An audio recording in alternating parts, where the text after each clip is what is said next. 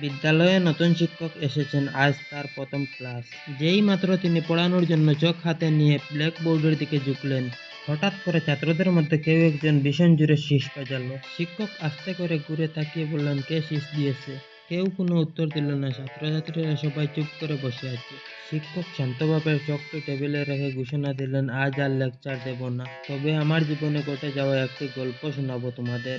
সবাই আগ্রহ হয়ে নড়েচড়ে বসলো। শিক্ষক গল্প বলতে শুরু করলেন, গতকাল রাতে আমি গাড়ি নিয়ে বেরিয়ে দেখি পুরো রাস্তা খালি, চারিদিকে ঠান্ডা বাতাস, আকাশে হালকা মেঘের আড়ালে আধো চাঁদ। ভাবলাম আশেপাশে একটু ঘুরে আসি।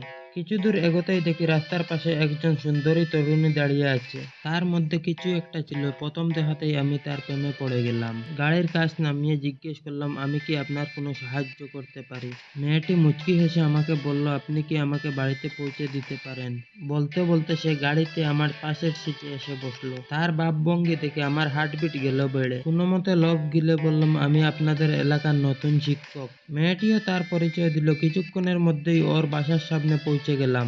মেয়েটি গাড়ি থেকে নেমে কোনো রাগ ডাক না করে জিজ্ঞেস করলো, আপনি কি বিবাহিত? আমি বুঝে ফেললাম মেয়েটিও প্রথম দেখাতেই আমার প্রেমে পড়েছে। আমি লজ্জায় লাল হয়ে বললাম, না, মনের মতো মেয়ে পাইনি বলে বিয়েটাও করা হয়নি।